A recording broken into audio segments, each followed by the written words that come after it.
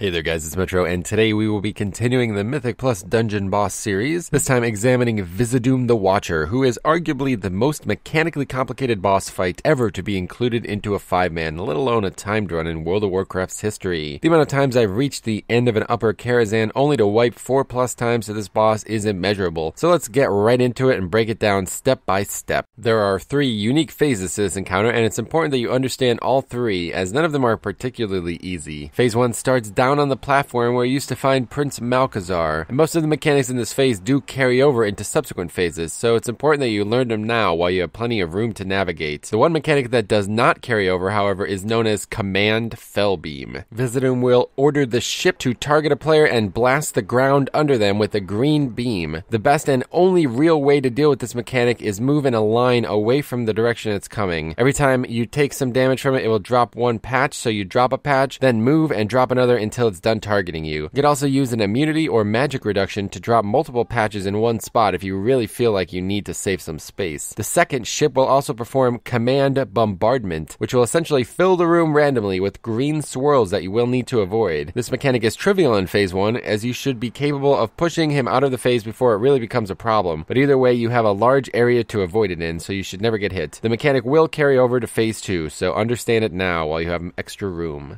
The bulk of the mechanics that you will have to deal with and that will persist through the whole fight are as follows. Number 1, Chaotic Shadows. This is a magical dot that, when removed through either dispelling or simply expiring, will shoot out explosive shadows, which are essentially big black bowling balls that will do far more damage to anyone they hit than the dot would have. The best way to deal with this in phase 1 is either dispel it immediately if you know the person is nowhere near other players, or simply let it expire and heal through it. If you are the one with it, make sure you are far enough away from others so that you don't immediately hit others before they can even react. Number 2, Disintegrate. This is a long cast time spell that targets a location of the room, but not a player directly. This means the boss will turn to face where he wants to cast it, and once he does, a green beam will shoot out in that direction, dealing large fire damage to anyone who gets hit by it and knocking them back. The knockback is the most important part of this mechanic, but it is trivial in phase 1, as you cannot actually be knocked off the platform. Number 3 is Burning Blast. This is the standard tank mechanic that requires some regular interrupts or other preventions. The boss will cast a spell, and it will apply a fire dot and some immediate damage to the tank, which stacks. Interrupt every other one to make sure it doesn't get out of control, or simply try to interrupt as many as humanly possible. This should not be the reason you're wiping. All of these mechanics will repeat in varying order until he reaches 66%. At this point, it's important to note that he will summon a portal that you will have to take in order to get to the first ship and engage phase 2. While he summons the portal, he can still take full damage, so it's very important to reapply dots and get as much free damage in as possible here. When you enter the portal, you will no longer be susceptible to mechanics like Chaotic Shadows, so you don't have to worry about having a bad transition. In phase 2, you will land on the far end of the first ship. From the opposite end, Viz'aduum will spam Disintegrate casts, and you will start to realize why this mechanic can become so dangerous. Your first order of business is reaching him, so stick to the side he isn't blasting and run as fast as you possibly can. Any speed boost should be used here, as the quicker any single person can get to him, the less time the whole group has to do the mechanic. It should also be noted that the lightning on the sides do considerable damage on high Mythic Plus. You want to avoid running through this at all costs, as even a tick may put you in critical health range. A lot of people vastly overcompensate for his Disintegrate ability. It is a very small beam, so you just need to look at where his eye is and make sure it isn't facing you directly. You should never have to run to the sides through the lightning in order to avoid it. Once you get into melee range, the phase begins properly. Also worth noting that if you never get into melee range, the phase will never begin. This has led groups with multiple range damage dealers to avoid the phase entirely, but this is not something I want to discuss as it makes it much slower. The mechanics of phase 1 all persist except the first ship mechanic known as Command Fellbeam, as that ship that performed that is the one we are currently on. The main difference is the Chaotic Shadows will now go on 2 people instead of 1, forcing the healer to make a dispel decision or have to deal with 2 large dots regularly. Once again, make sure whomever is dispelled is not standing right next to anyone else. The main challenge of this phase will be the Command Bombardment ability, as you now have very little space to fight the encounter on. This will lead to people getting clipped by his Disintegrate casts as well, and now you can actually get knocked off the ship, leading to instant deaths. It should also be noted that sometimes you'll actually get knocked off onto the sides, and depending on where you get knocked off to, you may actually be able to re-engage the encounter. Because it can be so difficult to navigate, it's usually a good idea to save CDs including Bloodlust for this phase. As mentioned earlier, the transitions happen in a way that you can get a lot of extra damage into him even after third phase transition happens, which is at 33%. If If you lust and power through the phase, it's very common to get to the phase 3 with him in the 20% range instead of in the 30% range. Once you fly over to the second ship, the boss will begin phase 3 and there will be demons waiting to intercept you. There are 2 types of adds on the ship, but you only physically engage with one. Felguard sentries will be waiting for you and will also regularly come streaming through the portal above the boss as the phase continues. These adds apply a hamstring that also acts as a dot, but can be dispelled or removed with abilities like Blessing of Freedom or Wraithwalk Talented.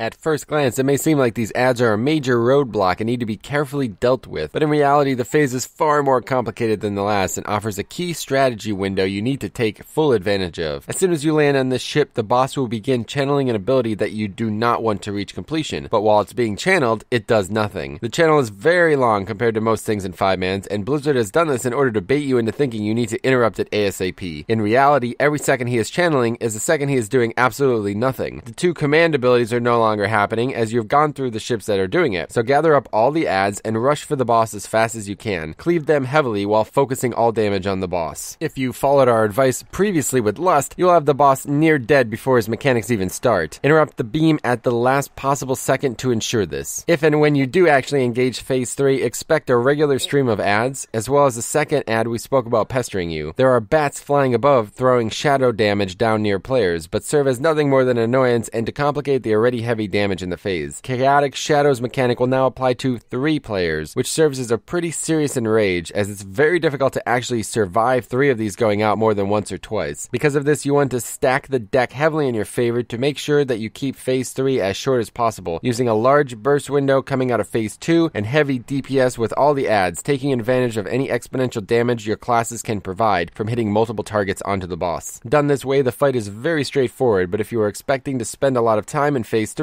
expect an almost impossible task ahead of you. The most important class-specific things you could look for would be any type of immunity to simply survive, as many interrupts as possible, and any speed boost that you can afford like Stampeding Roar or Wind Rush Totem. This is the fight where you will surely lose a player or 2, so be sure to have battle reses available ASAP, as once you leave the previous phase you will not be able to go back to that platform. If I were to give a summary or TLDR of the fight, it would be this. Phase 1, spread out and nuke him hard, but consider saving CDs for phase 2. You should be able to avoid all the mechanics easily thanks to the room and the leeway of pre-pot. Phase 2 is all about spatial awareness. Rush to the boss, avoiding the lightning on the sides, and hit him as hard as possible here to better your chances in phase 3. Don't get knocked off the ship, silly. Phase 3 is extremely complicated, and the best way to approach it is to rush to the boss with all the adds and use the extra time you have to burn him as hard as you can. The phase doesn't properly start until you interrupt, so don't do it until the very last second to ensure you have a little time as possible needed for the phase. This is arguably the hardest boss in all of Mythic Plus, so it's important to understand every single part of it. If you know anything I failed to mention, feel free to discuss it down below. Best of luck, and see you guys in the next video.